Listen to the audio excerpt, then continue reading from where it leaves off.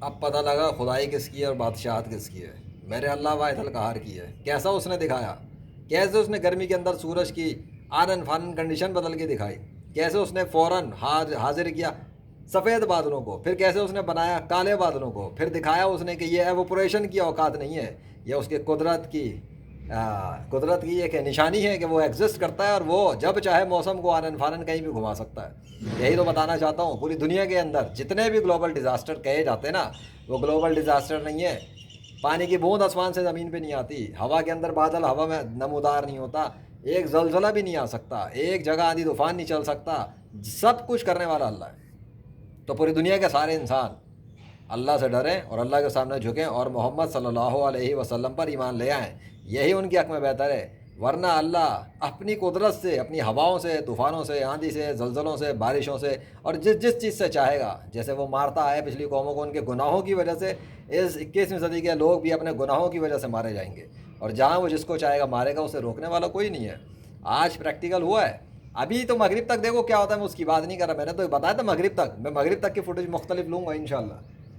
سوال یہ ہے کہ وہی گرمی، وہی تپش، وہی فضا، سب کچھ ویسا ہی چل رہا ہے، میرے آنے سے پہلے بھی چل رہا تھا، میرے جانے کے بعد بھی چل رہا ہے۔ تو میرے اس وقت اسپیسیفکلی مومنٹ پہ آنے کے بعد کیا ہوا تھا، آسمان و زمین میں ہلچل کیسے ہو گئی تھی؟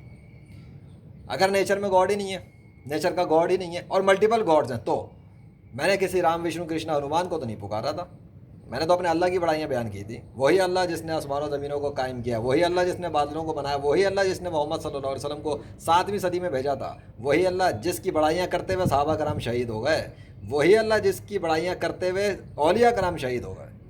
ہاں وہی اللہ، اسی اللہ کی بات کر رہا ہوں۔ کون کافر ہے دنیا کے اندر جو میرا مقابلہ کرے گا؟ آسمان و زمینوں پہ جادو چلتا ہے کیا؟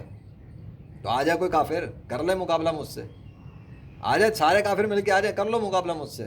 ابے آسمان میں ایک ٹکڑا بادل کا نہیں آ سکتا جھوٹے خداؤں سے، کیونکہ وہ ایگزسٹ نہیں کرتے۔ الحمدللہ سب تعریف ہے اللہ کے لیے جس نے یہ سورج بنایا، جس نے آسمان بنایا، جس نے اس کو صاف کر کے رکھا۔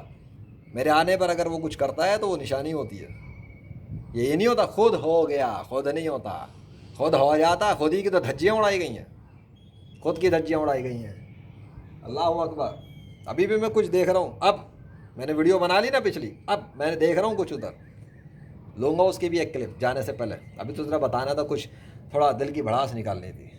بہت بکواس کی ہے نا اسلام کے خلاف، بہت تم لوگوں نے حضرت محمد صلی اللہ علیہ وسلم کے خلاف کتابیں لکھی نا، بہت تم لوگوں نے اللہ کے خلاف کتابیں لکھی ہیں، ہر جگہ کمنٹ پر سوشل میڈیا پہ بکواس کرتے پھر رہو۔ اس دین کے اندر، ہاں یہ دین اسلام، یہی دین اسلام ہے، کنگڈم آف اللہ واحد القہار ہے، پوری دنیا پر اسلام غالب ہو کر رہے گا، کسی کا باپ روک نہیں سکتا، جتنے ایفرٹس لگانے لگاؤ اسلام کے خلاف مٹ نہیں سکتا، اور یہ دین یہ تخت پر آ کے رہے گا۔ دیکھتا ہوں کس کا باپ روکتا ہے۔ ابھی تو امام مہدی اور عیسیٰ علیہ السلام پہنچے نہیں ہیں، ذرا ان کو تو آنے دو، پھر دیکھتا ہوں دنیا کے اندر سارے کفار بھاگیں گے کدھر بچ کے۔ اللہ اکبر۔